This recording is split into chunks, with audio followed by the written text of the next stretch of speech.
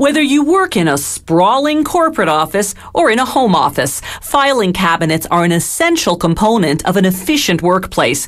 They keep your paperwork tidy, organized, and out of sight, yet just a drawer away.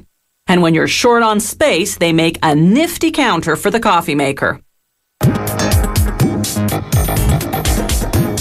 Filing cabinets begin as sheets of cold roll steel, a thin type of metal that's easy to bend, weld, and paint.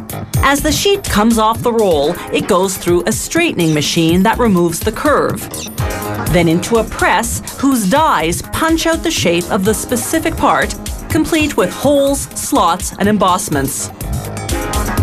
A filing cabinet is made up of 60+ steel parts. For the top-selling models, the factory has dies specially designed to punch out each part. But that's too costly a system for models that aren't mass-produced. So to make low-volume or custom-made filing cabinets, the factory uses this computer-controlled punching machine.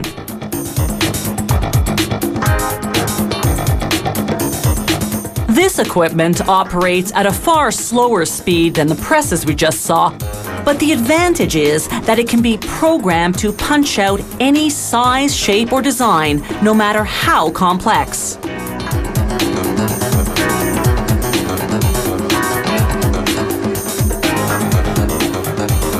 Several filing cabinet parts are designed to be bent into shape. Workers do that manually using a machine called a press brake. This particular part will become the top of the filing cabinet, so they're making downward folds along the perimeter to create 3.75 centimeter wide edges with strong and tight corner seams.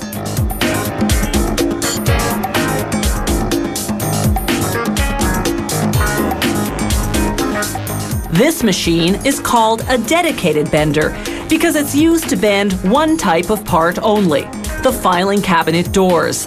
The factory produces doors in such volume that it pays to design a special machine to shape them.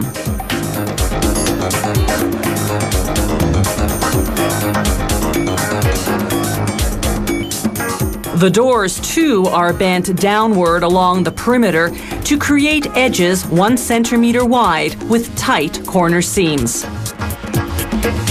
The cabinet's base is welded from the same type of steel sheeting as the other parts.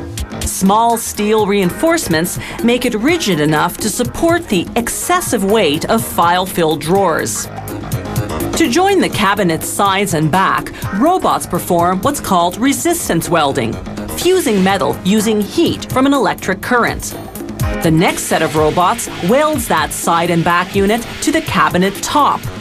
After this, workers attach the base using what's called MIG welding, welding that adds extra metal along the joint to create a strong seam.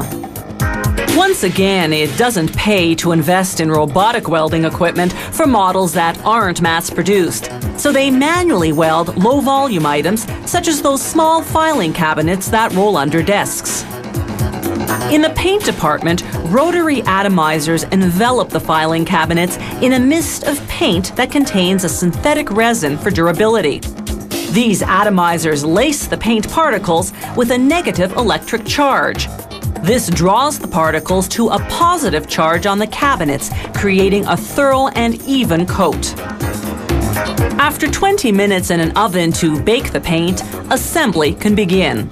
Ball-bearing sliders on which the drawers will sit, tracks for the fold-down doors, and door stops so the doors can't be pulled off their tracks. There's also a locking system that simultaneously bolts both sides of each door, rendering the files inside inaccessible.